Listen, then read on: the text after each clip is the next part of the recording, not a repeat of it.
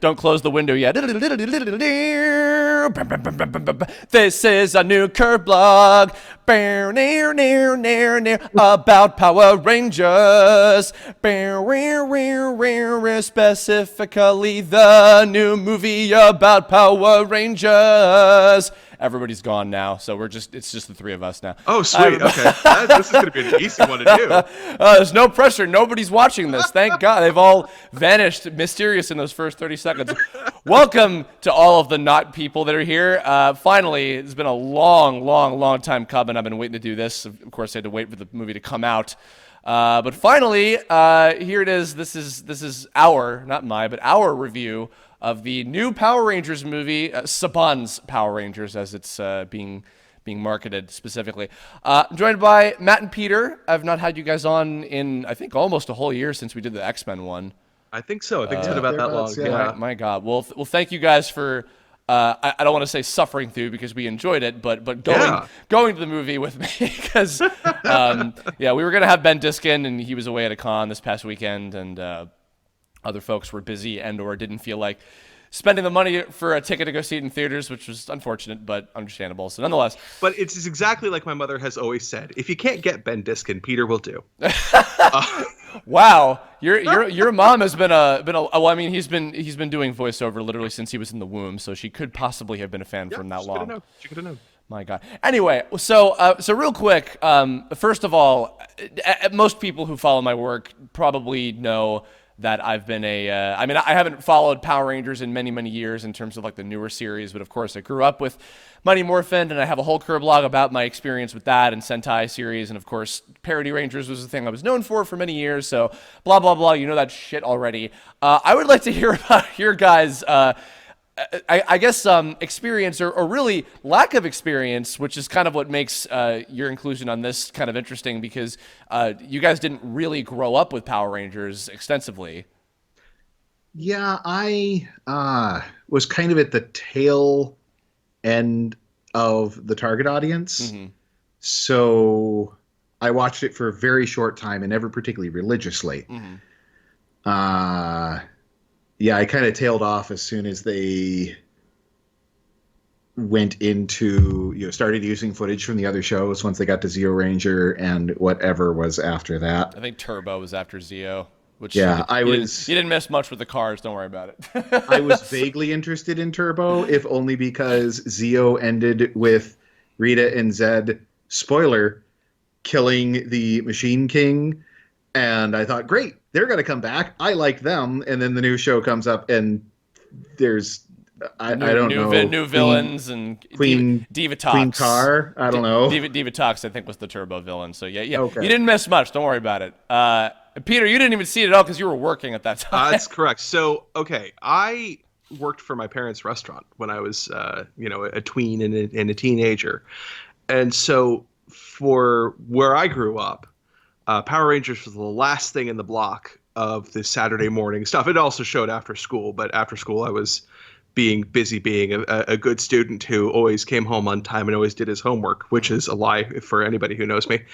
But really, I didn't really get into it. And on the weekends I worked, and for the kids block, by the time that Power Rangers would have been on, I would have been on my way over into, go bust tables instead, which of course pleased my parents to no end, but meant that I missed out on a lot of this stuff. And so I knew about Power Rangers tangentially. I knew that it was pretty obviously a show that was made up of two different shows, the one that had the American cast and then the one that had the Japanese cast of people with entirely different bodies and genders playing apparently the same people. Mm-hmm. But that was the extent of what I knew and saw. Beyond that, no, it was just not a thing for me. I kind of missed out on it entirely. And also, Matt, real quick, I want to give you credit because you were joking about some of your coworkers at your day job that you were kind of actually one-upping with Power Rangers knowledge despite them being younger than you, which was hilarious to me. But oh yeah, one of my coworkers, when they released the first teaser image of Rita, they're like, I don't know, that doesn't really look like Rita. And I'm like, I'm geeking out because I'm like, she's got the green power coin. She's got green armor. Look at her. And yeah, that was a little weird. That you outlawed the younger generation that probably watched it more obsessively than you did. Yeah, but I'm the kind of person who will get trapped into a wiki and just read everything about something I have no intention of watching. God. Well, and when you have like two different wikis of the same thing, because it's like Zeo Ranger and Mighty Morphin Power Rangers at the same time, it's like, yeah, that's a full day lost. Well, nonetheless, so you guys were both interested in seeing this. I guess to kind of start about like when this was first announced. So I don't remember what my first reaction was to like the fact that just they were going to be making a new Power Rangers movie based on the original. I remember hearing. I know that there was some conceptual stuff. There was like an animated like pilot, I think, that was happening like when Disney still had the license before Saban eventually got it back again. But there were always murmurs of like some kind of thing like that for a while, and I think I didn't even really think that much about it. I remember being like, hey, you know what? Let them go for it, sure. And I started getting more excited in particular when I was seeing, weirdly enough, as someone who did extensively grow up with it, like, as it started airing over here on I guess Fox Kids at the time. I was actually excited about the prospect of them breaking more and more away from what was established from the original show. Because, so by the time that I had heard about this movie, I'd watched a pretty fair amount of Zeo Ranger, and Zeo Ranger pretty much completely eclipsed any like real nostalgic love I had of original Mighty Morphin Power Rangers, because I realized, oh, this is the real show. This is the good show. Like, you know, because I went back and I remember I was trying to watch a lot of the original Power Rangers kind of in tandem with the Zeo Ranger episodes, and I got to a point where I was like, I don't really think I want to watch the Mighty Morphin episodes anymore because they're not particularly holding up. The Sentai show. Yeah, but the Sentai show was amazing, and I was falling in love with the original versions of these characters that, you know, Saban was just kind of using bits and pieces of footage of. So weirdly enough, by the time that this was being announced, I wasn't even really that like, whatever, Power Rangers by this point, but Zeo Rangers, that's my shit, man. But the thing that really got me sold and excited about seeing this, and it's what made me predominantly looking forward to watching this in the first place, was when they released the first character descriptions of the 5 kids. I remember reading the kind of general synopsis of what the new versions of Jason, Billy, Kimberly, Trini, and Zach were going to be like. And not only was I like, wow, these descriptions, these paragraphs for each of them have literally more depth than they ever had in the entire show that they came from. Mm-hmm. And secondarily, I realized, and also the directions that they're going with for each of them, which of course they go into in the movie itself, also sound very appealing to me as, you know, a group of teenage characters. They sound like real teenagers with real, you know, realistic problems that aren't just like, you know, like a fucking episode of Degrassi or something, you know. Yeah. Not to rip on Degrassi, I'm sure Degrassi's great too, but nonetheless. And also as far as the Rita design, to kind of go back to what you're talking about, similarly, I picked out the bit of like, oh, she's got green armor, which, number one, okay, she doesn't have to look like Bandora, which is the character that Rita Repulsa is derived from. She can look like they're completely their own new thing. Yeah, because they're no longer tethered to what they can glean from the old footage. So they really get a fresh start on that. Yeah, and even like, you know, I liked the new designs I was seeing of Zordon and Alpha. When I saw the little bit of Goldar, I thought that was cool, and the putties and stuff. So I wasn't like, I never, even with the suits, actually, like the suits, I think I was the thing I understood the most that people were kind of like about, because they're like, oh, they look like Iron Man or whatever. But and then of course in the final movie, I felt in motion they looked infinitely better than in any of the stills. Oh yeah, they're made to move. Well, it was also pretty clear from the picture that it's like, oh, they're doing kind of like, it was pretty clear pretty early on that they were doing some kind of like alien bio armor. Yeah. And it's like, okay, well then they wouldn't look like the old ones. Yeah, they're not suits. They're like they're actual armor. Yeah, or like extra skin. That sounds grosser than it's like an exoskeleton almost. It kind of is. Sort of an exoskeleton. Yeah. So for me, you know, I thought, oh, well, Power Rangers, and I was immediately suspicious of it because, of course, we're coming off of the, you know, recent reboot Transformers, the recent Yeah, the recent Transformers, the recent Teenage Mutant Ninja Turtles, all the Michael Bay stuff. And, I have no real feelings about them that are strongly negative for those reboots, but they're not particularly something that I want to see. I am not of the opinion of like, Michael Bay should be shot into the moon, but like it isn't like it's not my scene. And just wait, maybe if I sit and watch them all, I'll launch them myself. I'll pay for the SpaceX flight to get them out there. But just not my thing. Now, what changed that was when they said, "Well, here's a picture of Elizabeth Banks as Rita," and I'm like, "Wait, no, hold on, what?" And so I love Elizabeth Banks. I think that Elizabeth Banks is she's got just tremendous comedic timing, but they tragically do not use her enough in terms of her depth as an actor.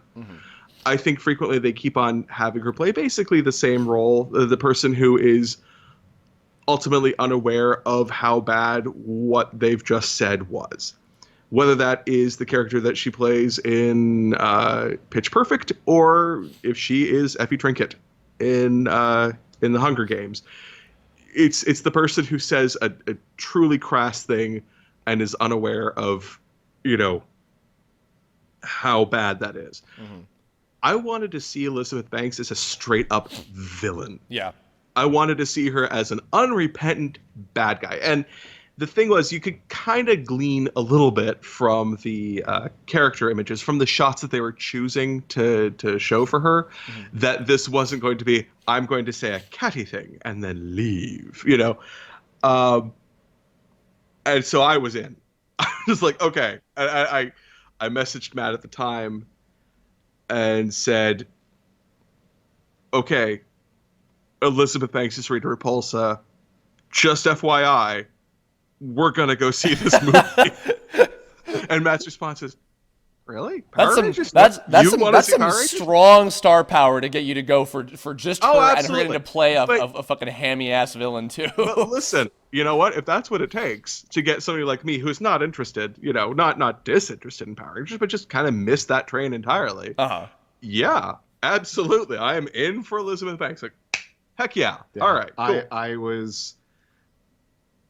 kind of keeping an eye on it because I have a lot of friends who are into Power Rangers, but not paying a whole lot of attention to it. But yeah, as soon as they cast her, especially as soon as she tweeted, the announcement was her tweeting, "At last, after 10,000 years, I'm free." Yeah, and it's like, yeah, I guess I am gonna go see this. Absolutely, we're in. We're gonna go. So it's Rita's fault. Truly, it's her fault that this happened. Well, yeah, and then it got to be a double whammy if they got Bryan Cranston to return to the franchise as Zordon. What the hell? Yeah. And I remember too, there was a thing that I was kind of going back to constantly. A lot of my friends were understandably kind of like, I don't have much confidence this is going to be great.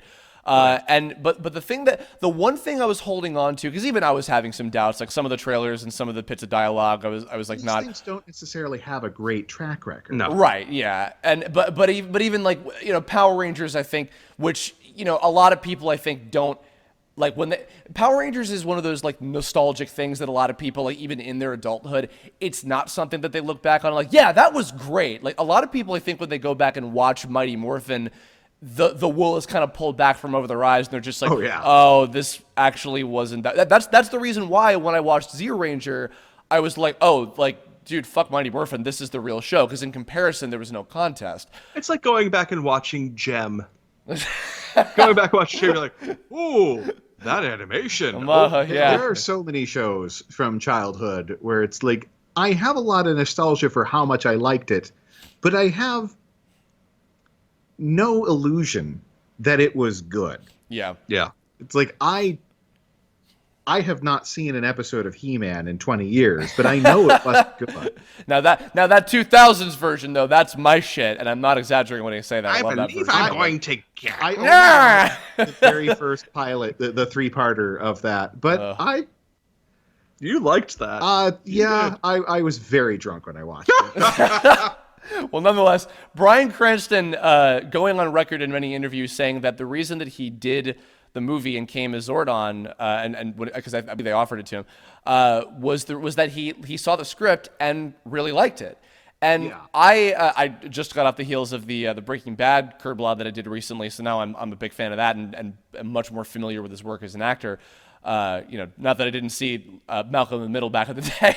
Well, it is worth remembering. Or his lovely voiceover work on the original season of Power Rangers. Exactly. That is where he got a He's lot the of his snake start. monster with snake for hands. Yeah. Hey, you know what? Don't judge. He can turn This is weapons not a into body snakes. shaming No, episode. and he did anime, and which I fully respect. He was a working actor. I think that's fantastic. But also the fact that he directed a lot of Breaking Bad as well. I'm like, okay, Bryan Cranston has good taste. So yeah. I'm going to place faith in, like, if he's saying that guys, I think he even was saying, like, oh, I wasn't really that interested, but then I read the script and then I was like, you know what, I'm into this. So the fact that, like, There's that an interview where he's saying that Zordon has a strong character arc. And yeah, I'm like, which what? he This does. sentence was Yeah. So that was enough for me to keep the faith, and then we went on, not opening night, but like the first full day of release, and so now we're 15 minutes in of prefacing. Before we get into the talk of the movie itself, I will give another plug. Not that he needs it, because he's got plenty of a following always anyway. But when we went back home, I watched nostalgia critic Doug Walker's thoughts on the movie, which he put together about like half an hour or so. And a lot of what he had to say, actually, I kind of feel the same way as. So I'll definitely recommend, if anybody listening to this, go check out his video as well on the Channel Awesome YouTube page.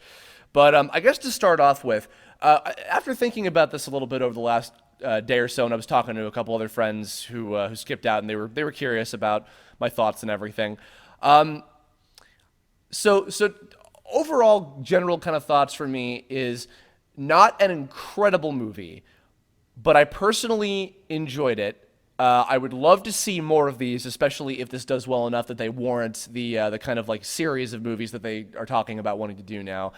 And the kind of deeper thought is, I had never really that much thought about what if there was like an adult, like, dark Power Rangers movie, between like that little, like, the fan film that came out, or like the Green Ranger beatdown thing that, like, Jason David Frank worked on or whatever, or even just like people on, like, fan forums and things talking about the prospect of, like, Saban, or when Disney had it ever, thinking about doing a Ranger series, like, actually for, like, a not just kids audience. But this movie is that fantasy for an older audience Power Rangers story that I never really thought I wanted, but really, really dug. It was that's like, in a nutshell, that was my full kind of like experience with this movie. So we went to the impressive thing, they absolutely skew a little older. But it's not particularly inappropriate. Like, it's most of the times when you have something where it's like, oh, let's take this property and skew it older. The way you skew it older is by making it completely inappropriate for the original audience. Yeah. And they did not do this here. There's a few things that, like, if I were thinking as a parent, maybe want to be prefaced on a bit, because it does actually tackle a couple topics that may come up with a conversation that have with your kids. Definitely. But we'll go into that. We'll go into that later. But yeah, it skewed a little older, but still family friendly. So, and like it hit the tone really right with that, I thought. Yeah. We went to a party last night, and people were asking us what we thought of the movie, and one of our friends was saying, "Oh, I don't know. This sounds like it's going to be Transformers. It sounds like it's going to be kind of dumb." And I said, "You know what? I really unironically liked this. I liked the movie. I legit, like, no, it's not a perfect movie. I agree with you there. It's a solid 7.5 maybe. Yeah. I think it's earned the ratings that it's got on a general sense, for sure. Absolutely. But it's a fun movie, and it's a movie that doesn't. So there's this line that people have to straddle when they do these remakes, and I think, like, for example, the Brady Bunch movie, where I know this sounds out of left field. No, go for it. Where you have to either make a choice to honor the original or kind of make fun of the original. The Brady Bunch movie was actually pretty brilliant in that it was a movie that, if you liked the Brady Bunch, you probably were going to like the Brady Bunch movie. But if you hated the Brady Bunch, you were probably going to like the Brady Bunch movie. I think that It managed to have it both ways. yeah, it did, and that's a rare thing. I think that Power Rangers skews a little bit more towards, if you hated Power Rangers, if you just hated every part of this, there's no part of this movie that's gonna be like, oh well, that changed my mind about the original. That's now I'm going to go back and watch the series. But if you're kind of okay with it, this is fun. It doesn't crap all over the history of Power Rangers as a franchise. It does not, I feel, belittle the fans of the original. Mm-hmm. It doesn't, talk down to oh well, now we have to do things a little bit more rough. Like anytime they had something that was a little bit more adult, and there was a lot that was more adult in there, it felt more reflective of it being 2017, and these are the things that teenagers deal with in 2017. Absolutely, yeah. I kind of talking about the like honoring the legacy. So I was also at a party last night and was being asked for my opinions. We're popular and fun. Yay! We're popular, fun people who are popular great and fun to who have lots of friends that don't also go to see the same movie. I went to one party this year, but it happened to be yesterday. But I was talking a little bit about it, and one of the things I mentioned was, funnily enough, that it's really not until the last, and actually I think that this is something that Doug was talking about too. I mean, probably even ganking this from him. Is it's really not until the last like about 30 minutes or so of the movie that it feels like, Power Rangers in terms of like all of the tropes, like. Right. Obviously, by this point, if you haven't figured, we're going to get into spoiler territory here. But, I mean, spoiler, there's a fight with actually, Matt, you were joking about this where, like, some of the reviews you were seeing, you were talking about, like, do they really not understand that going into this movie? Walking into this movie, that it's going to end with a giant dinosaur robot fighting a monster. I was really hoping that it was going to end with a giant dinosaur robot delivering a soliloquy. It's like, but that said, you like, have to accept that to even go into this movie. Yeah.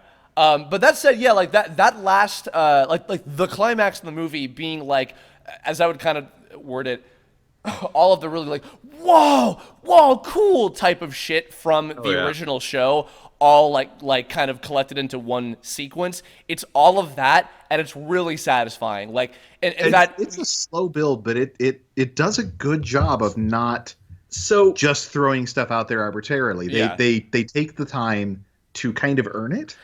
Go back all the way to 2000 and whatever when the original Iron Man came out. Do you remember the very end of the original Iron Man movie? And when I say original, I'm sorry, I should specify here the first MCU movie. Yeah. Do you remember where at the end of the movie, that's when they kicked in the song Iron Man? Yeah. Where they had been kind of hinting at it and then finally like, here comes Iron Man. It's yeah, okay. And when that happened, everybody's like, yes, finally, the song okay. Yep. In the climax, when they finally kick in to the full Power Rangers theme, and the audience was just the side of leaping up to their feet and cheering. Like everybody, like actually, like a cheer erupted. There was applause. A woo from every direction. Yeah. That was so fun. It was just so great, I think actually my only like mild disappointment with that was that, as I realized later, it was literally the same arrangement from the original Ivan Ooze Mighty Morphin Power Rangers movie. I was actually kind of hoping that they would have done like a new arrangement for it or something. Would have been neat. I'm not surprised that they used that arrangement though. I mean, and also the rest of the score is so different. Yeah. And actually, speaking of which, it's Brian Tyler who did the music for Iron Man. There so you go. by Total and well also done. and also Dragon Ball well Evolution, but yeah.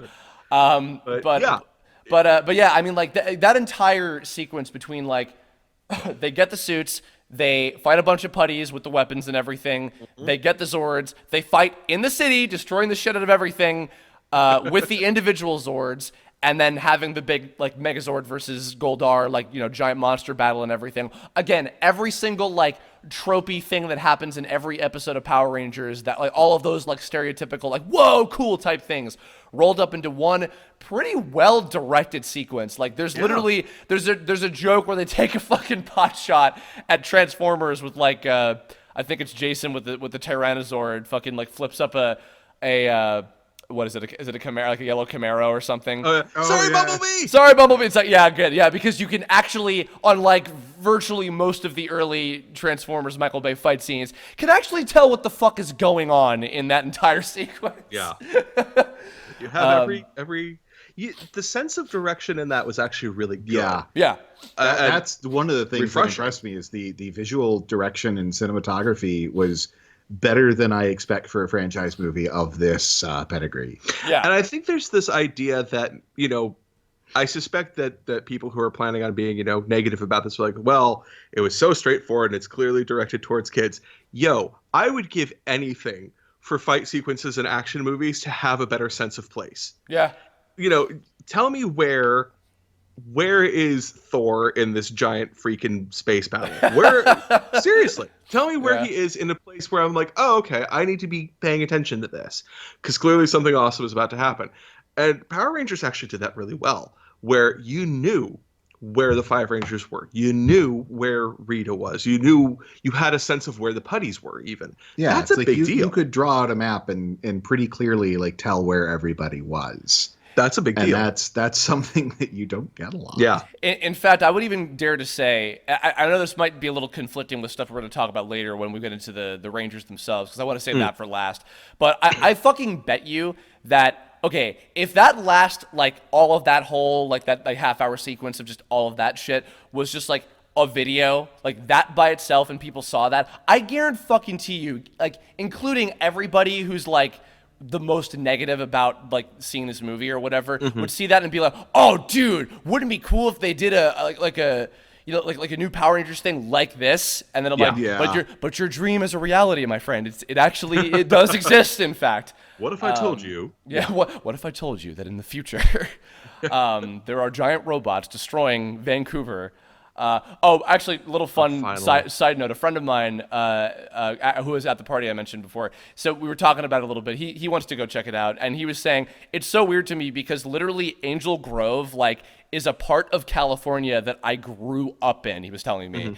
And it was weird to see because, of course, they filmed a lot of this in Canada, because Vancouver's beautiful, so why the fuck wouldn't you? But it's funny because then, like, after all these years, like, oh yeah, we got the new Power Ranger movie, and it's not in California, it's in fucking Vancouver.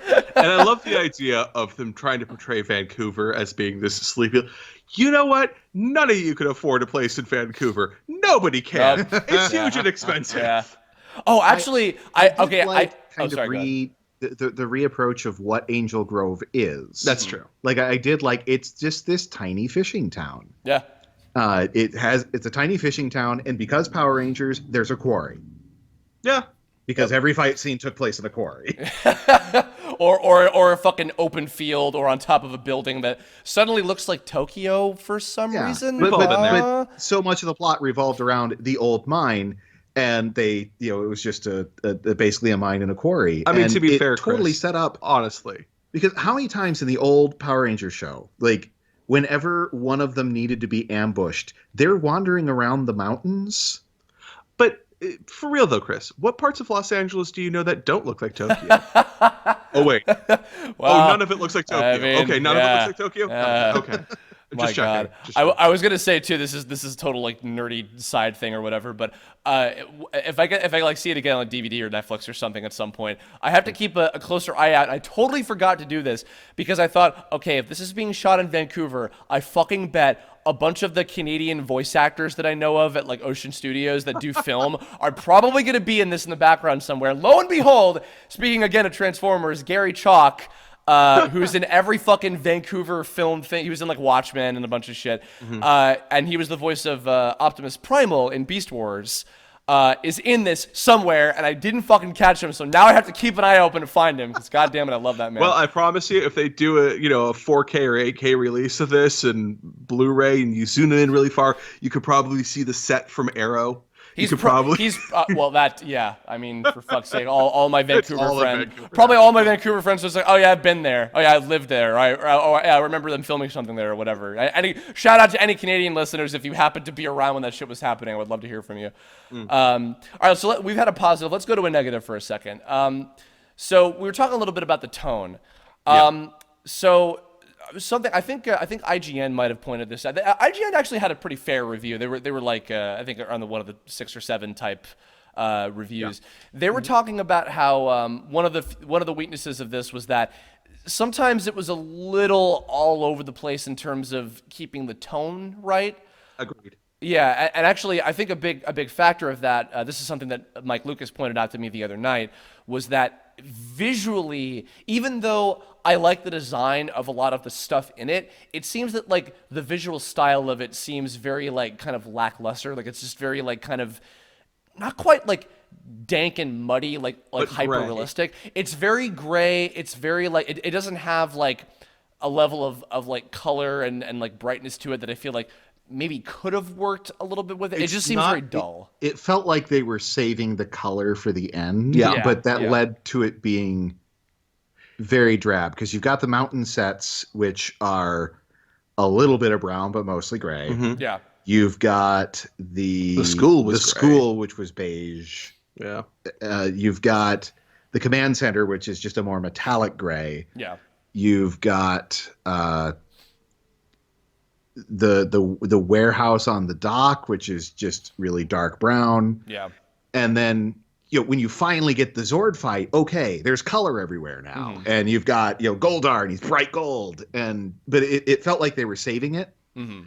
But that also, I think, made the rest of it look really drab. So 2 points to that end. It wasn't as bad as, say, a Zack Snyder movie. It's not as bad as a Batman versus Superman or just where it's just muddy. Where it's just muddy, right? Exactly. Yeah. Man of Steel.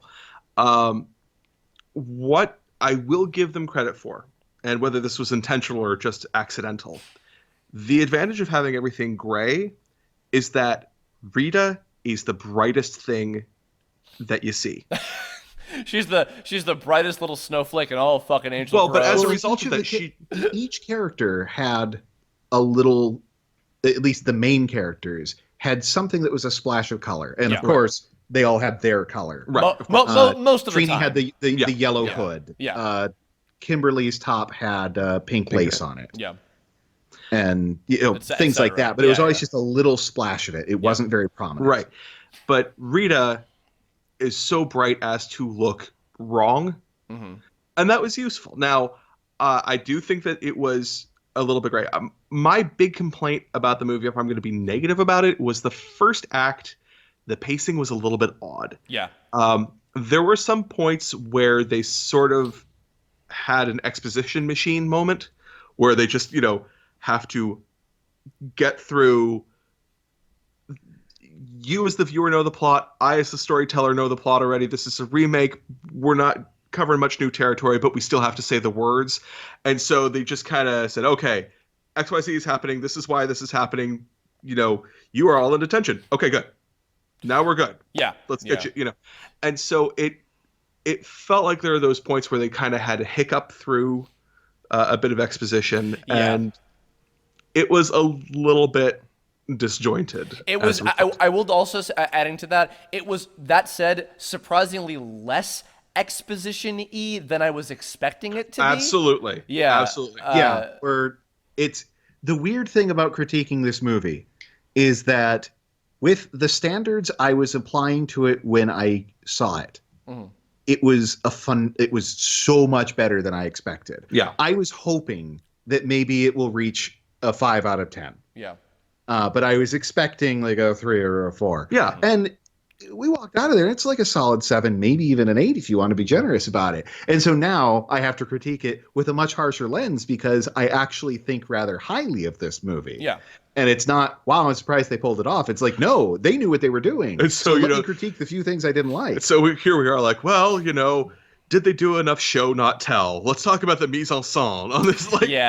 It's the Power Rangers. Shut the hell up. If I have to shorten down my complaints about the movie, Biggest one is I think it was too long. Mm-hmm. I think you could have cut nearly a half hour out of that movie. Okay. The vast majority of it in the second act. I think the second act drags on. Yeah, that's fair. I feel like you could cut a few minutes out of the first act, a couple minutes out of the final fight, and like a good solid 10 minutes. Yeah, I agree. I do know, actually, I didn't bring this up because I totally forgot to mention it. And I didn't even remember this until way after we had finished. I do know that there was some cutting because I distinctly remember this, and I'm very glad that they did not go this route because it was unnecessary. I remember distinctly in one or maybe even a couple of the trailers, Jason and Kimberly kissing in the scene where she comes to talk with him in his room. And I mean, that was never a thing. And not that like that matters if it was or wasn't a thing before, but I think if they know, because like spoiler, Tommy will be in the next one, and it'll probably be the Green Ranger story in the inevitable sequel. And Kimberly and Tommy are a thing. So if they were inevitably going to, have that pairing, which I'm sure they probably will, if they were gonna complicate it possibly with just like, oh, and then there's a love triangle with Jason or whatever, but they haven't even started working on the second one yet, that makes me happy because then that means they probably were like, okay, we don't need this. It doesn't add anything. Let's just cut that whole side plot out. I have $5 in my pocket, and I will send it to Saban myself if we can talk him out of doing a love triangle. Yeah. Enough. Yeah. I mean, like, Kimberly and Tommy, like, having a romantic thing, totally. That's fine. If you can work that in and make it interesting in this new version, totally. But having it also be like, and also in this version, Jason and her had a thing, too. It's like, no, thanks. I don't need that. I'm good. Yeah, I was pretty actually impressed at the lack of a romantic subplot to it. Yeah. Like, they've got a bit of teenager flirtatiousness, but it was just like, it's teenager flirtatiousness. It's not there's no romance here. There's no this is not any sort of subplot. Like Zach is clearly the horny one of the bunch with Zach's default way to approach somebody is to either tease them or flirt with them. And okay, that's how he deals with it. That is another critique that I have, though. Zach, I felt, got a little bit short. Yeah, let's save them. I definitely want to talk about the characters, but let's save the main five for a little later. Okay. So my biggest critiques: it's too long, and there's a few jokes in it, especially some jokes, but there's a few bits in there that just felt a little off. I don't think the opening of the movie is the cow, the cow, and then the gag that the guy doesn't know a difference between a male cow and a girl cow. First of all, if you've ever been around any sort of livestock, God, that joke is so old and played out. I don't know how he can. No, honestly, okay, here's the thing. Jason getting in trouble in the beginning, I think would have been fine to like set the stage of like what the fuck is going on with him. But the choice of that, and especially for the very beginning, I mean, the actual intro with like, the planet getting fucked up and, Zordon is an alien and stuff with like a full body. That was fucking cool. I really liked that. But the fact that then you go from like, holy shit, this is cool, to I jerked off a cow. It's like, I jerked off a bull, rather. It's like, really, it guys? It wasn't even Jason. It was the other guy that we never see who you never see again. Yeah. It's like, why is that? Like, I actually think, as far as getting in trouble in a high school, sneaking a representation of your mascot into a rival school, I lived in a football town. I know plenty of people who got in trouble for that. And I know one person who went to juvie for that. So that's a believable thing. But just the jerking off a cow, that was really out of place. Yeah, hell, just have it open up with him having stolen a car. Well, I even think the cow's fine, but I mean, just don't do the thing about jerking it off. That was just it was really weird. Ladies and gentlemen, for the three of you that are still listening, we're talking about jerking off bulls. Cow. I mean, they started the conversation. We're ending. They made it a relevant plot point. Yeah, that's true. A plot point. Yeah, absolutely. I guess kind of on that note too, I want to go into another negative thing. I want to hit up real quick. Something that Doug pointed out. And this one, I guess it didn't. Oh, actually, I'm sorry. Let me rewind for 1 second. I want to add one more thing about the pacing. I do agree. I think that stuff could have been cut and it could have been shortened down. That said, Part of me is glad that it was longer than I was expecting, because something I was a little worried about going in is that it wasn't going to have enough time to develop all of the characters. Because when you have a group of 5 like main characters in a team, that's really hard to balance out. And obviously we teased before, not all of them got the same amount of attention as everybody.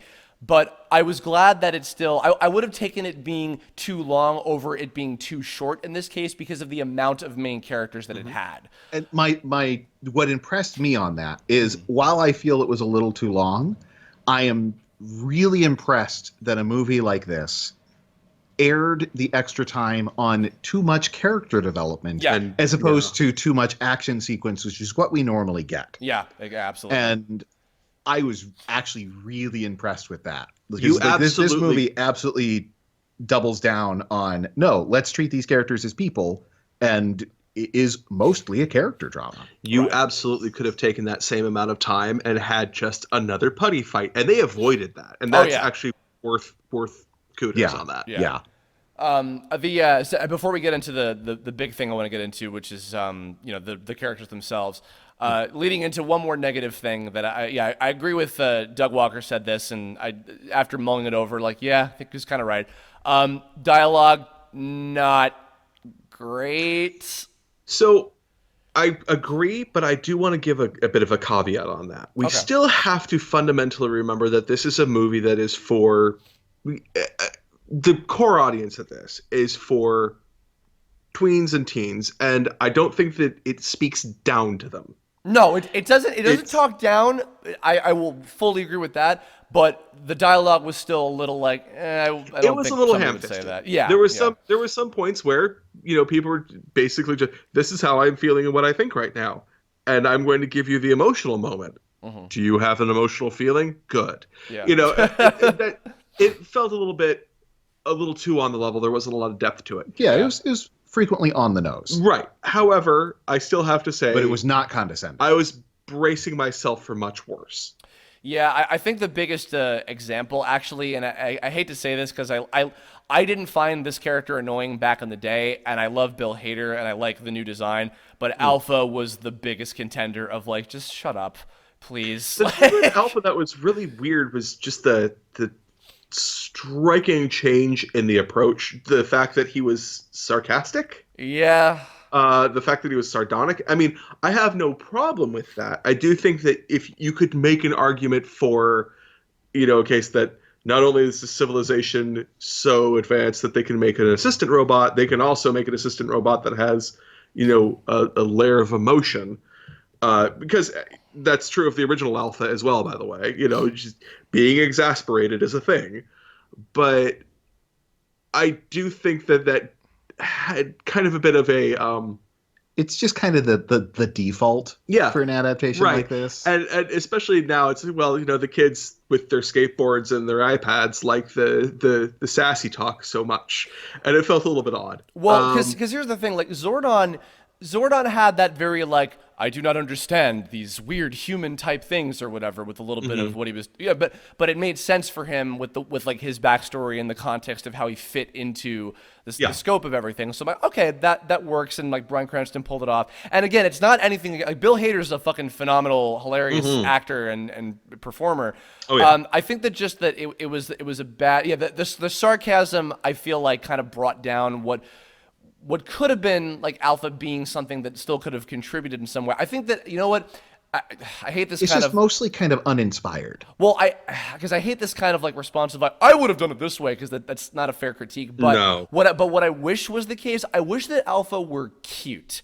I wish that he were oh, humans, wow, kind of maybe a little more India, still weird and kind of whoa, kind of and still having still make him a bit more recognizable as Alpha. And not that he wasn't recognizable, but I feel him being more on the cute side and endearing, as opposed to more on the goofy, sarcastic kind of side, would have made me enjoyed him a little bit more.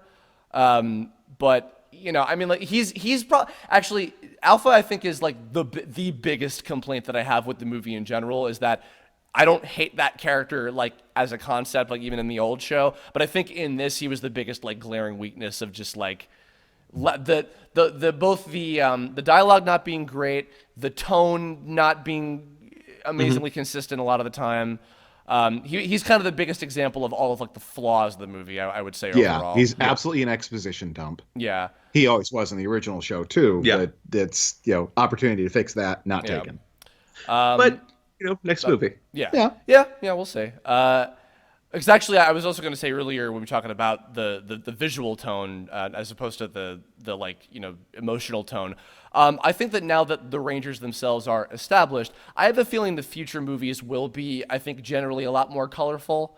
Oh, yeah. Because now that we're going to have like the focus be probably the Green Ranger storyline as like the next thing.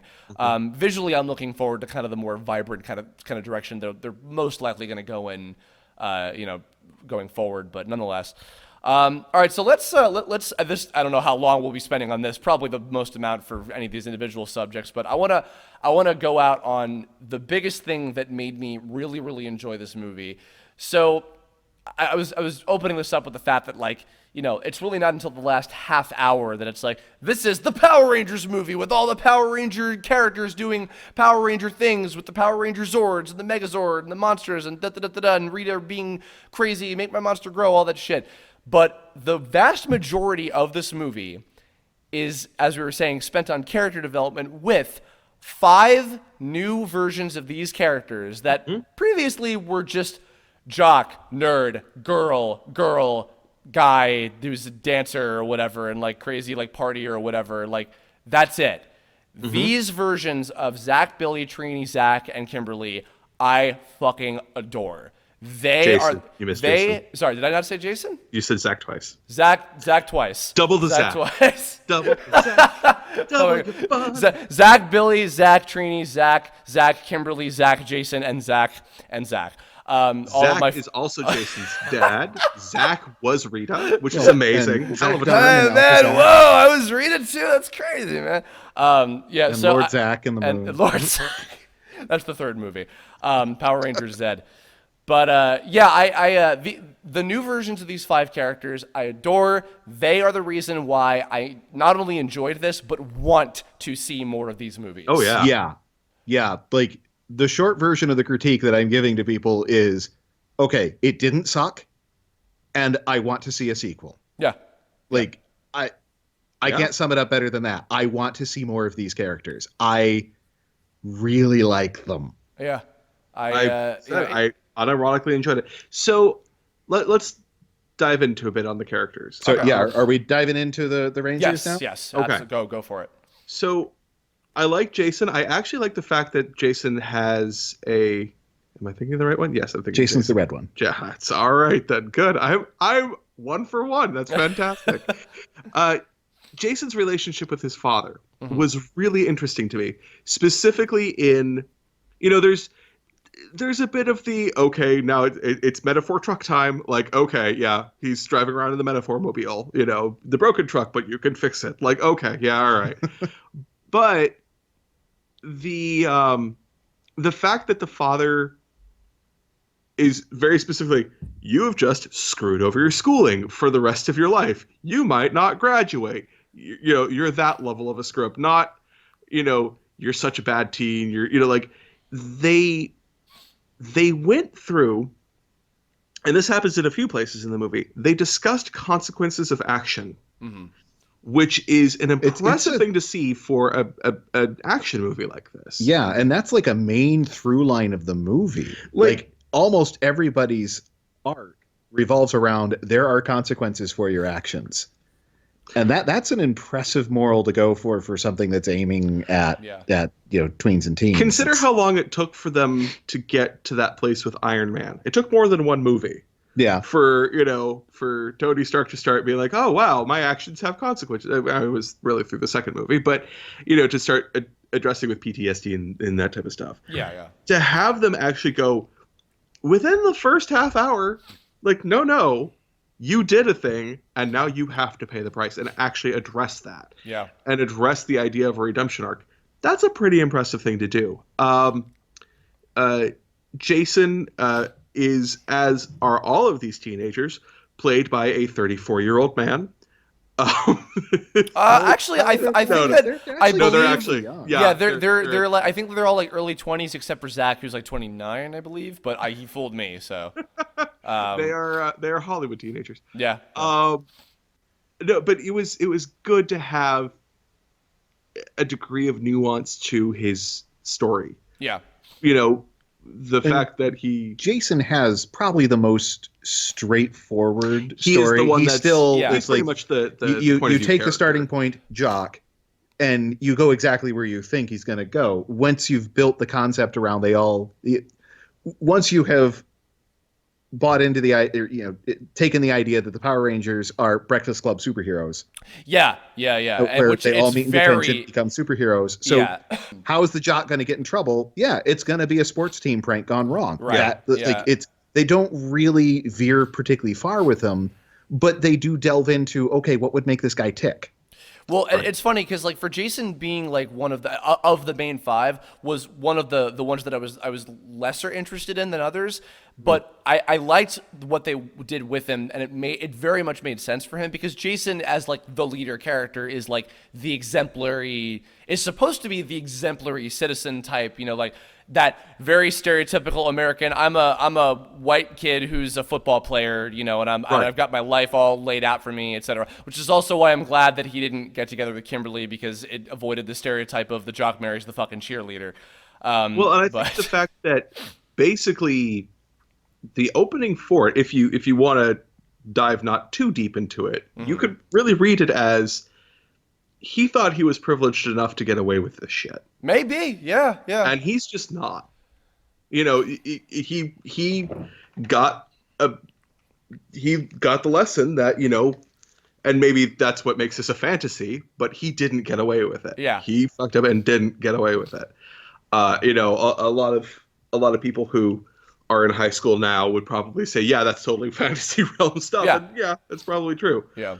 But, maybe that's something a little bit refreshing to see, that he has consequences for his actions. Well, and also something worth pointing out too is the fact that so in this version, Jason and therefore now none of them are martial artists, because in the original series, Tommy and Jason are the two that are actually martial artists. Yeah. Like in terms of like combat. Like I believe Trini did like Tai Chi and stuff, and Kimberly was a gymnast. Zach was a dancer. David Yost was a dancer. I don't know if Billy, the character, had some kind of athletic background. He was a gymnast, I think. Oh, okay. As I recall. Yeah. So, but none of them were actually martial artists, which also makes me think that in the sequel, Tommy probably will legit be a martial artist, and that's the edge that he has over them, nonetheless. But the fact that they have no actual experience in doing this, and the fact that it's by complete circumstance of all five of these characters are people that fucked up real bad. They were all otherwise normal people, and they fucked up, and their lives getting fucked up is somehow what got them together, and then them getting together is what got them to fucking happen to discover this thing that led them to being fucking Power Rangers, and being Power Rangers is what has now, as it seemed, is what's turning all of their lives around and making them completely rethink their, not just the fact that their lives are completely different now, but just their, even what their lives were before of okay, I got to get my shit together because now for me to be in a position of I'm a protector of this planet, I should probably get to be a better human being, which is those are themes that I feel very strongly about. And that's the type of stuff that is often very up my alley for the types of shows and characters and stories, whether it's movies or anime or video games or cartoons or whatever that really resonate with me. And it seemed Jason being I think the most, as you put, Matt, the most straightforward, but really all of them had something like that worked so well. Yeah. Zach was, I think, the other one kind of around with Jason that I was on the kind of lesser side interested in.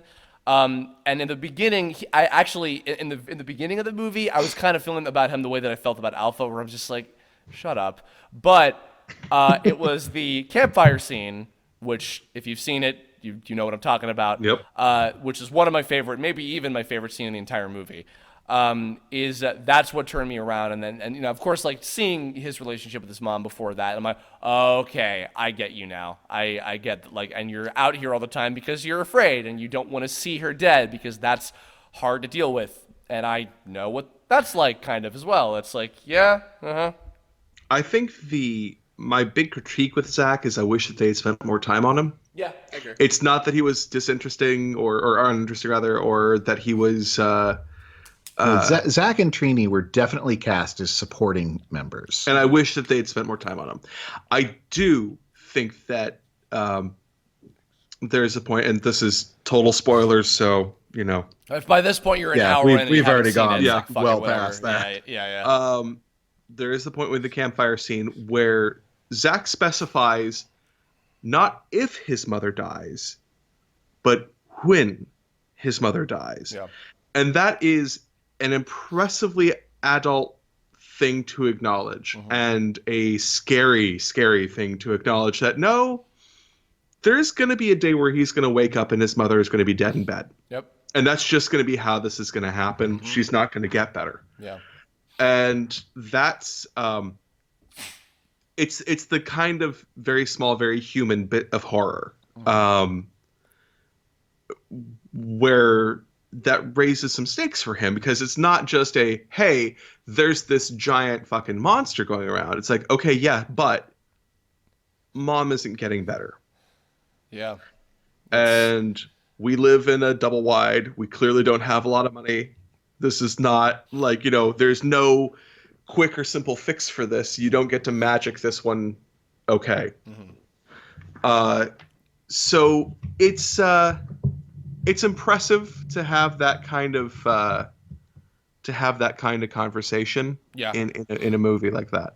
So my only complaint is I wanted so much more of that. I wanted, give me so much more. It was. I almost feel like if this was, I mean, it makes more sense for them to be doing this as a series of movies, but this is one of those like catch-22 things I even debate with myself for coming up with my own stuff, of like debating between having enough time to spend on a group of characters and giving them all development, and when you have a series where you can spend like an episode on each of them and like really delve like much deeper into like what is their deal, why are they this way, like with Trini, for instance, like Trini, kind of being the most mysterious of them and the least talkative, definitely worked the most for her character.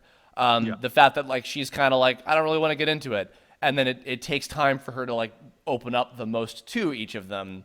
By the way, with regards to Trini, just and you will pardon me if I'm outing myself on your blog here.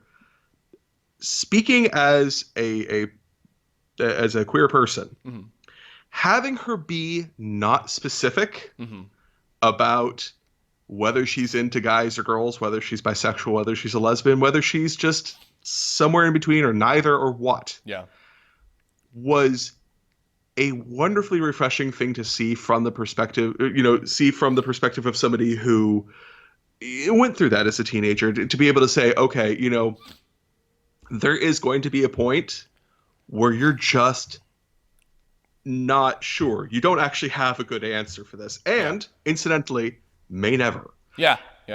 And that's actually really refreshing to see that, as opposed to, her saying, no, duh, I am a lesbian, and then go make out with Kimberly. Like, the fact that they didn't go there, because I was, oh man, you got to understand, I was like bracing myself, like, oh shit, here we go, and they just didn't do it. Yeah, well, I've seen people accuse that of they're having it both ways, where she never actually says she's a lesbian. Yeah, well, that's what they say about bisexual people all the time, so you guys can get bent. That's the thing, is what if she's not a lesbian? She's just some kind of queer. Look, I can get, twice the ostracizing. Fantastic. Yeah. Well, but like everything that she says during that scene, like that she finally just like opens up about herself, like it's so fucking poignant. It's so powerful. Like that's one of the most powerful things about the whole fucking movie, is what she actually says about herself. Also, is probably the one that reminded me the most, and this is in a good way,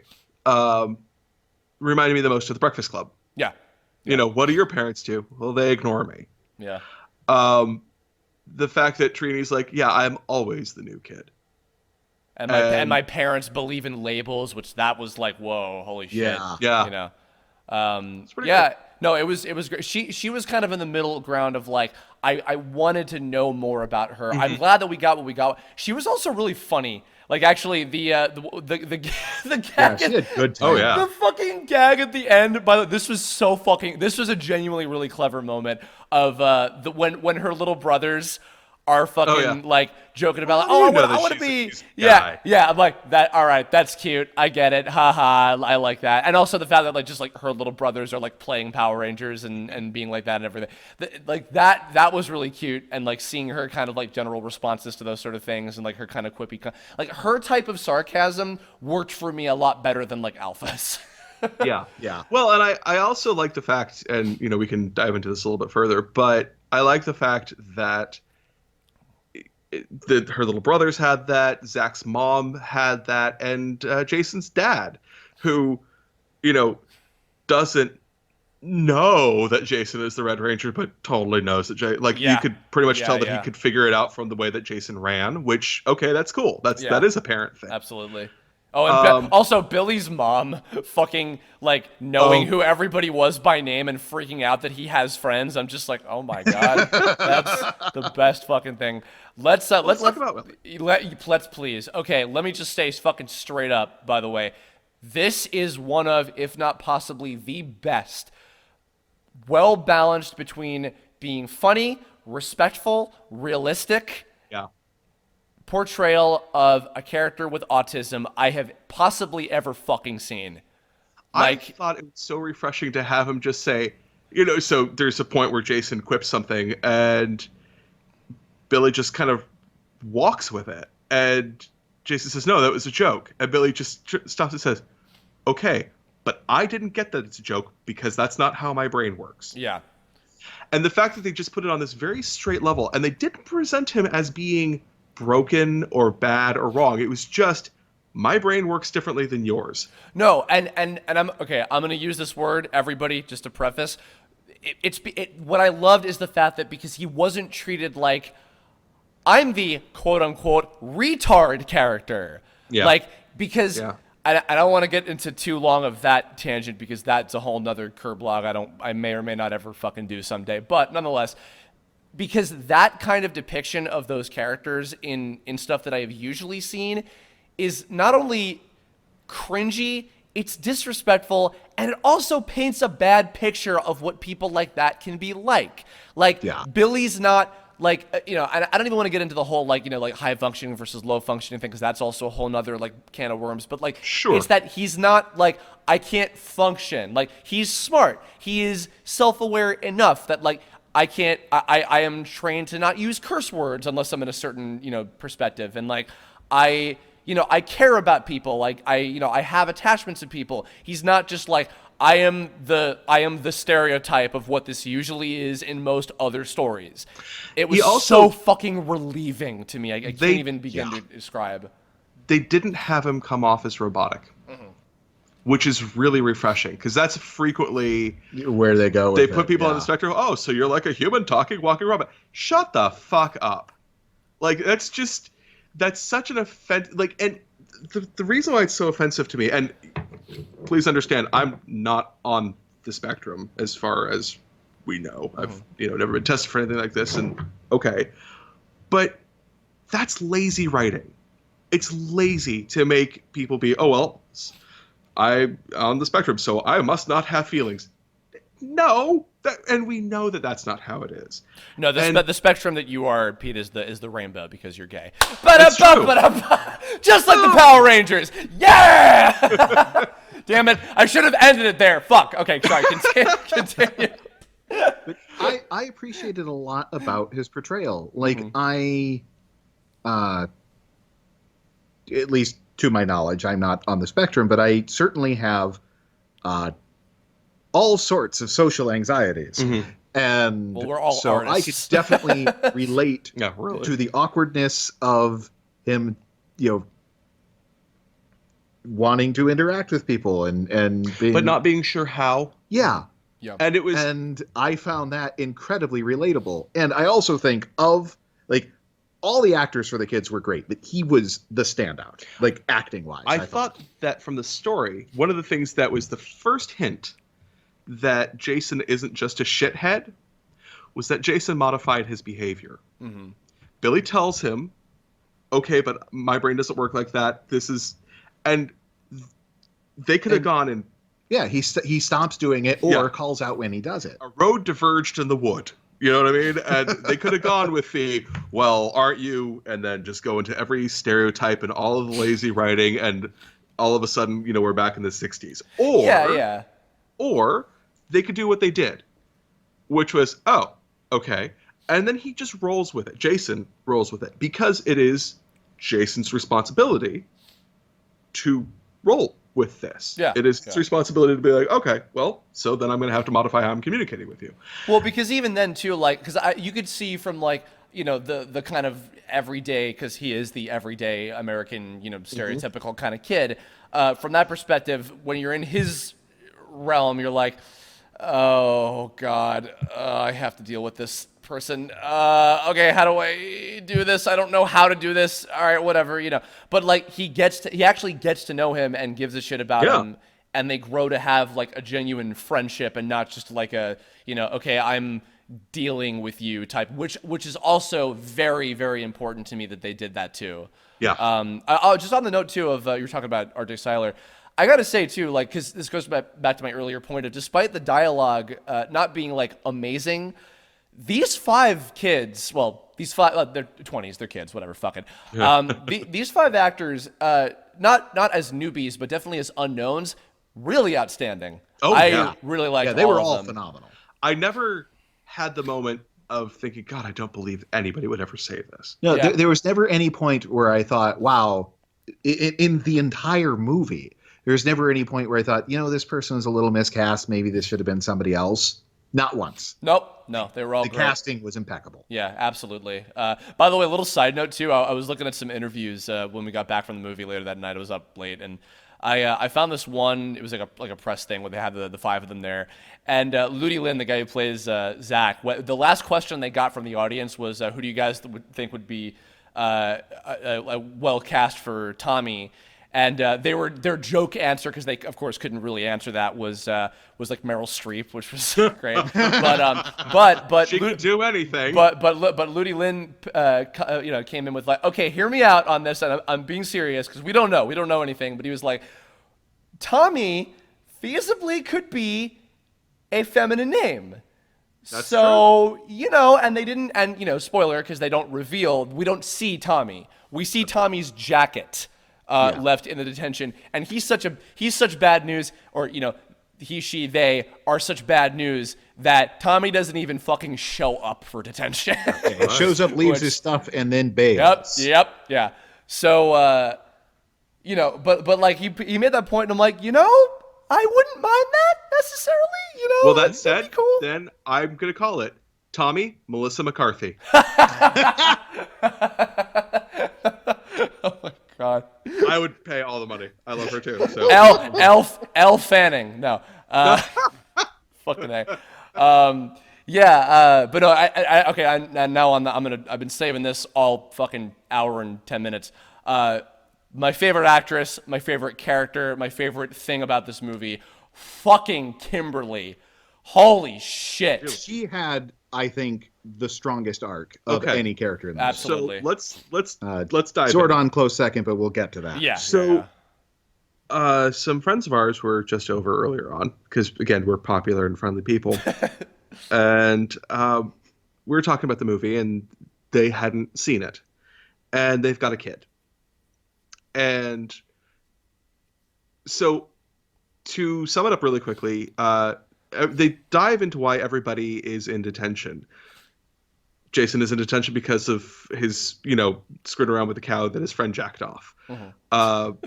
As you do. Billy's in detention because he improvised a bomb and blew up his, lunchbox. Trini is in detention. because I don't think Trini and Zach were actually there. Oh, That's that's right. They're not. Yeah. Trini isn't in detention. I think Zach isn't in detention, but I think they theoretically should both be in I summer think school. Zach's supposed to be in detention, but he never Yeah. goes. Well, And I that, think well, yeah. he's Yeah. also Zach supposed doesn't to go be- to school enough to begin with. Right. they're all trouble. That's the point. Yeah. Kimberly is in detention because of revenge porn. Yep. This is one of those things that Well, actually, hold on. To rewind, she's in detention because she punched a guy's tooth out. She punched a guy's tooth out because of revenge porn. right. She shared a photo of a friend that was taken in a compromising position. And this is one of those things where it's I'm laying it out there like this right now because we have some friends that are really worried about this. Mm-hmm. Yeah, And I I know several understand the people worry. who've heard that this storyline exists and says, that's not something I want to see. It's that doesn't belong in this movie, so on and so forth. So I'm going to say, yes, it is something you want to see. Yes, it does belong in this movie because it is really worth remembering that in 2017, that is an issue that people in high school have to deal with. Yep. Absolutely. Yeah. And That is absolutely a real thing. it's pretty tastefully done too. Oh yeah, I gotta you never say. see it for God's very sake. tastefully done. Because I had heard that this storyline exists, but I did not know any details about it. But I was so impressed at how well they handled it. The impressive thing, the most impressive thing to me, you don't really get until, because they tease this one out. And you don't really get until the climax of this particular for arc. example, the scene at the fire pit. Kimberly just says, "Skip me." Yep. Yeah. Which Yeah. I was like, okay, I'm interested. Movie. Okay, carry on. When they finally get to it, when she finally says what's going on, the other thing that impresses me is the more obvious thing to do is have her finally accept that she did a bad thing. And the movie opens up well after this. Like, she knows that she has screwed up. And her big arc is not her learning that she did something wrong and needs to atone. It's that she is convinced she cannot possibly atone for this and is in a self-destructive spiral as a result. That is her arc. Yeah. And when it finally gets to the resolution of it, it even explicitly in the dialogue calls out, it's not that you need to forgive yourself because you may never be able to do this. It flat out calls out, you may never forgive yourself for this, but you do have to learn how to move on. Yeah. The ultimate moral of, you did a bad thing and you know this, but that does not mean you have to continue being a bad person. That is an amazing moral. Yeah, and I completely agree. That's why it is important to have that in there. I think just as well as the fact that it's a realistic problem that teens go through. I think the fact that because when I'm assuming the characters are meant to be anywhere from 16 to 18 or so, in terms of the convincingly how they look. At least 3 of them can drive. Yeah. Right. I think that because the biggest thing, this is actually kind of what I want to sort of, peter towards the end about, is teenagers have so much shit that they. I actually, it's quite appropriate. I just did a Kirblog this past weekend about being different. And a year ago, I did it as a sequel to a Kirblog that I did a year ago about surviving high school. And, I genuinely don't know what it's like to be a kid in school, whether it's elementary, middle, or high school, compared to when I was in the 90s and 2000s. But that said, there are still consistent issues that I think that everybody has to go through. And a lot of them go back to figuring out who the fuck you are and what your deal is.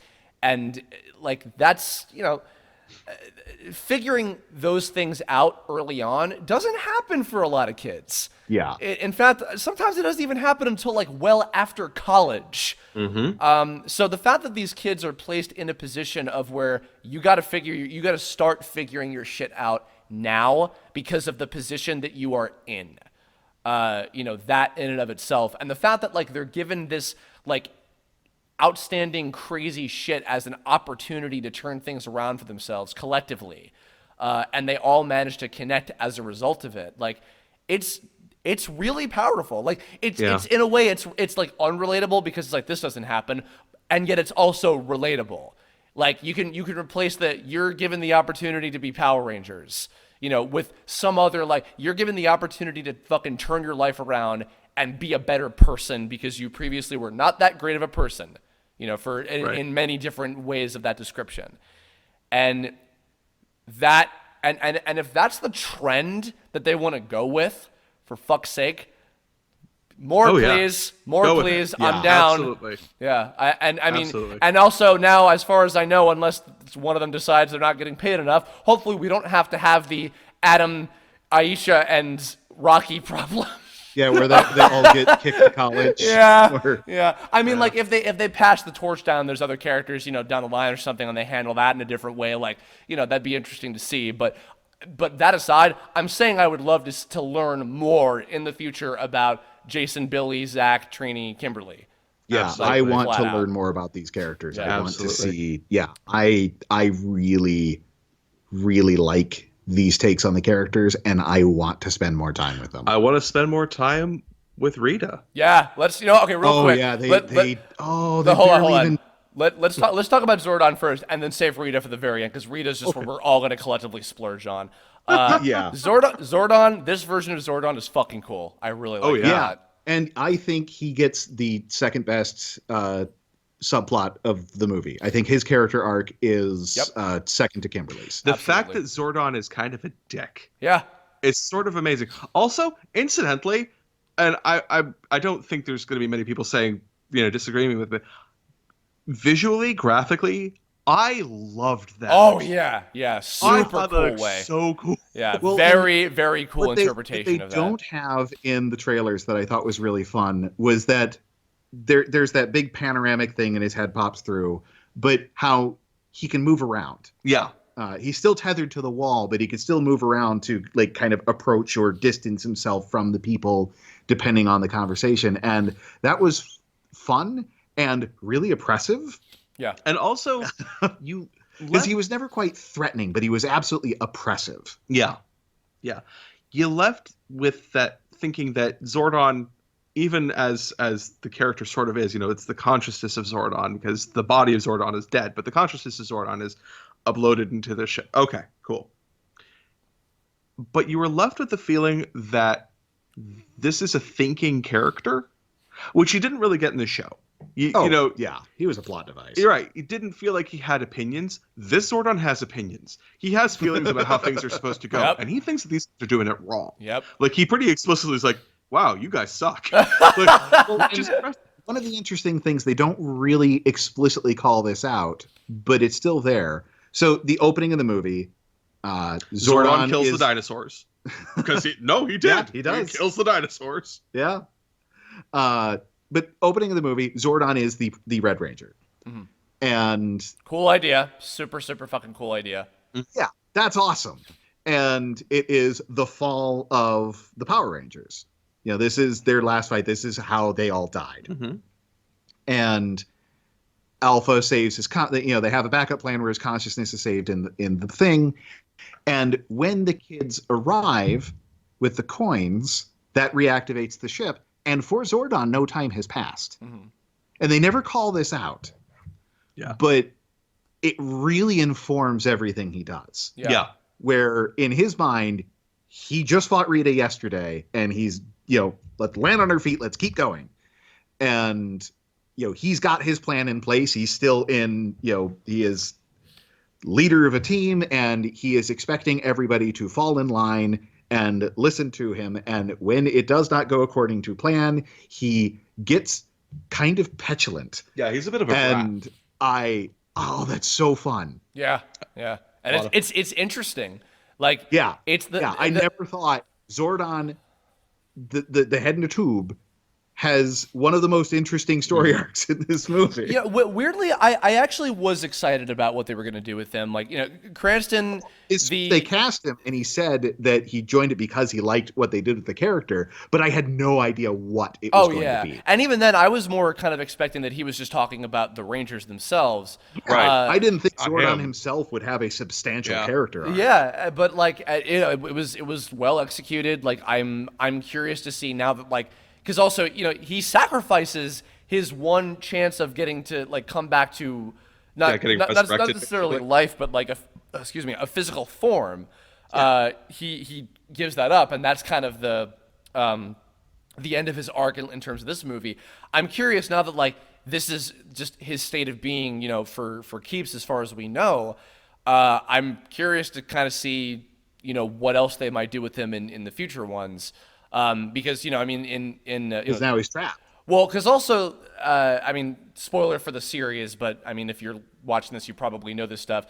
In the show, he also sacrifices himself, which is a big penultimate thing in Power Rangers in Space. So and also, by the way, the command center is a spaceship. So that's gonna be a thing. They've set up a lot of teases if you're paying attention. Yeah. By the way, I just crosstalk here, Chris. That was the most Edwin-y that I think I've ever heard. Oh, I don't know. I was the blue parody ranger once. Love you, Edwin. Okay, Rita. Fucking awesome and also holy shit terrifying. And that was the thing. Like, they went balls to the wall with her. It was great. Yeah, she was creepy and weird, but also campy. Yeah, she was a pretty like, this was a drag character, or like how I would do a drag character. Like, it was. It was your next Halloween costume. Oh God, yes. Jesus, yes. If I could pull off that costume, I would do it. But she had some of the funnier bits. I want my new ringtone to just be Elizabeth Banks saying Krispy Kreme. Like, I thought that was just amazing. By the way, side note, certainly not one of the most clever, but definitely one of the most hilarious fucking uses of fucking product placement. Absolutely. It's just one of those where somewhere down the line they found out they had to do it, and they're like, fine, let's play this right on the nose. And it was hilarious. Yeah. It was so fun. It was funny. That's said fucking Dunkin' Donuts for life, but nonetheless. Sorry. Anyway. No. Yeah, no. The fact that she like becomes known as like for a hot minute as a fucking like this like a serial killer in Angel Grove to fucking look out for. Before she really comes out in the opening, there's just this recurring newscast of there are all of these murders. Yeah. All these dead fishermen and all these dead homeless people and what's going on? Gold sucked out of their teeth or whatever. It's like, Jesus Christ, man. And yeah, now she's off on the moon, where I hope to God she makes her fucking moon-based Bandura Palace thing. I can only hope. I love, they don't really delve much into her as a character, but there are little hints of it that are just like, I want to see more of this. Because, obviously we have gone super spoilers. This is barely spoilers because it's the opening shot of the movie, but she is the Green Ranger. Yep. Yeah. She's the Green Ranger of Zordon's team. Yep. And had turned on them, and she's the one that killed them all. When I was when I was on the way to the party yesterday, Steve Yurko flat out asked, okay, I know this is a spoiler, but flat out answer, is Rita the Green Ranger? I'm like, yep. And he's like, okay. And so it seems like that prospect is part of what's kind of interesting to people about her in this movie. Yeah, I mean that they even her costume in that initial shot of her hints at this. Yeah. And if you look at the trailers, and her staff has the green power coin in it. Mm-hmm. The thing that's impressive all the about pieces are there. Is that as she gets more powerful, I'm going to say, as she gets more powerful, she gets a little more mentally with it, but also looks more human. She starts to, because when they find her initially, after she's dead, quote unquote, when they find her initially, it just looks like one of the gray alien things. Alien she's just this thing. Creepy, emaciated corpse. It's right, like but it has the big surprisingly eyes, and it's, and so they make her more and more look like a person. Not quite. They never quite get there. There's a whole, she kind of looks like a Lady Gaga character, but she does. And I mean that entirely complimentary, incidentally. Very much like something out of the Born This Way video, honestly. But, and that's good. That's actually a good thing to run with. Yeah. We're not quite human. And the whole thing with Rita is that they really drove home. I don't know about Bandura so much, but Rita Repulsa, it was a human with a big hairpiece, which I can absolutely relate to. Yeah. But, I mean, mostly I can relate to it because Rita is my Disney princess. But the truth of the matter is that the American versions of Rita and all of her posse didn't really get to be full characters because of the limited amount of stuff that they could even use them with. Sure. So which is why I don't mind that Goldar is a super putty and not, footage of Griffazar as just a fucking guy that fights the Rangers. Right. Bandura, like most of the stuff that is interesting about her is footage that couldn't even really be used in the show because it was footage that also uses other characters that they couldn't show, like the Japanese actors that are outside of their fucking suits. Well, and everything with kanji everywhere. Yeah, absolutely. Yeah. So the fact that this version of Rita is a full-fledged actual character, and again, we keep talking about the sequel's probably going to be the Green Ranger story. I think the fact that it's basically going to be focused around the plot of her corrupting a kid, and a kid actually listening to her or feasibly wanting to be like, Let me just jump. There are so many points where you brace yourself for them to do something stupid and they don't go there. Yeah. And one point in this movie that I just want to, Rita visits Trini and kicks the shit out of her, but Rita visits Trini, and it's a scary scene. It is a threatening scene. Yeah. And then she's like, turn on your friends, and then maybe I'll spare you. Whatever, the normal. It's like, thing. I'll let you live if you turn everybody else in. Right. And the next scene, Trini's like, hey, Rita just came to my place. She wants me to turn on you. I'm not going to do it.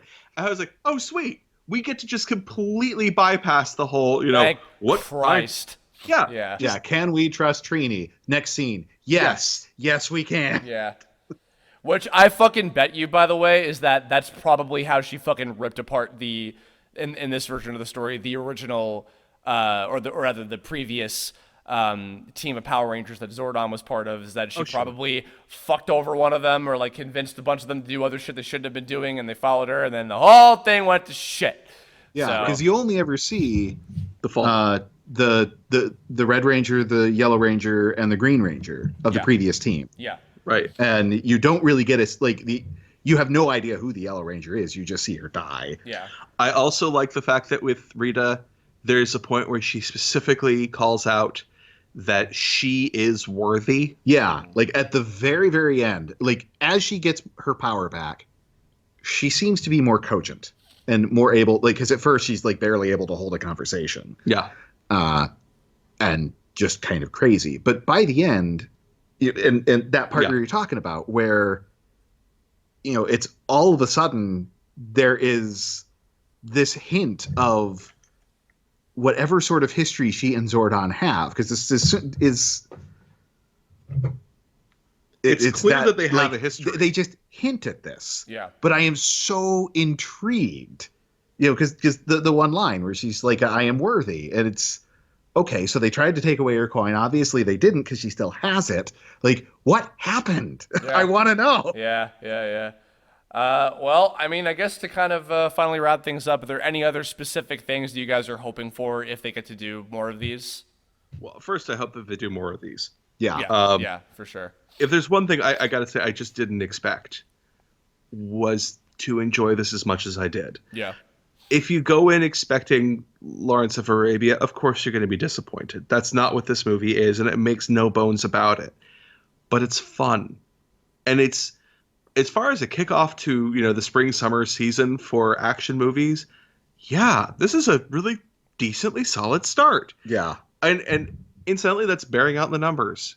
Its first weekend, it is doing as well so far, and this will maybe cause some rending of fabrics and howling, but it's doing as well as Pacific Rim did, and it cost half as much to make. Well, so there you go. Yeah. And Pacific Rim's getting a sequel, so hopefully this Yeah, one. hopefully Thank this will too. God. Yeah. Oh yeah, absolutely. I Oh, love yeah, Pacific. I definitely want to see Pacific Rim Speaking too. of, kaiju movies, but the thing that I gotta say is there's a group of people who will want to see this ironically, and I think if you intend to go in there and watch it ironically, you're going to be disappointed. If you actually genuinely want to see a fun movie, yeah, this is a fun movie. Yep. This is actually a blast. Yeah, I walked out of there. I didn't regret spending my time or money, and I was not sure that was going to be the case. Yeah. Yeah. No, you know what? I might even, now that I'm thinking about it, I might even go see it again. Because I might. Ben wanted to go see it. Maybe we'll go see it again at some point. Who knows? None of these people are real. We don't actually have friends everywhere. No. We just make this crap up. No. Wow, we're not even real. We're just No. we're just like I'm a very advanced Siri. alien That's all. robots. No, We're Alpha 1, 2, and 3. There you Ben go. Diskin is 4 and Bill Hader's 5. Anyway. Well, guys, thank you for joining me for an hour and a half on this. This was cool. Didn't quite break our X-Men record, but not bad. Yeah, no, we can go on if you get us started. So real quick, plug your Twitters and YouTubes and all that stuff. I am on Tumblr more than anything else at Pete, but if you follow me on Twitter, you will watch me be very angry about a lot of things, and that's at Pete Gresser. yeah, I am Wogout on most social media, Tumblr, Twitter primarily, and my Facebook is Floating Hand Studios. And yeah, cartoons, and I've Come got say a puppet hi. show coming out in a week or two. Yay! Awesome. Come talk nerdy to me. Cool. All right. Well, I guess with that, in the comments below, if you got to go see it, as I'm presuming if you've listened to all of this, you have. Yeah, otherwise we just spoiled the whole Dear God, I'm sorry. Well, I don't know. Or if It we, took or nearly as long as the actual movie to do it. yeah, Jesus H Christ, only about a half an hour shy, for fuck's sake. We can go on for half an hour. But let's not and say we did. We went on for another hour. There, we did it. Anyway, There we go. No, actually, fuck it. If we did convince you to see it, if you didn't see it, go see it. And if you did see it, leave us your thoughts. Negative or positive. Curious to hear it. For all fucking time's sake, you know what? Go check out the Parody Rangers movie. It's not great, but I don't know, relevance. Here you go, because I'm never gonna make another fucking Parody Rangers thing. So just squint your eyes and pretend. Anyway. Yeah, and then otherwise to the future, Anime April starts this next coming month. I've got a whole bunch of different anime to review, a whole bunch of new ones that I didn't cover last year that I'm very excited about. I haven't gotten any of them recorded yet. I'm waiting for certain guests to be available for me to do them, so hopefully I can get them sooner rather than later. But stay tuned for that. Look forward. I'll probably have a little mini announcement video about all the shows I'll be covering and everything. Are you watching Yuri on Ice for that? I finished Yuri on Ice for that, and Sweet. I'll be doing Yuri on Ice for that. God Oh, damn it! good. That's a I'll good probably show. get Martin and Mariana for it as well. I so. love that. Excellent. All right. Well, that's it for me. That's it for Pete and Matt and me and Zach and Jason and Kimberly and Zach and Billy and Trini and Zach and Rita and Zach. Bye.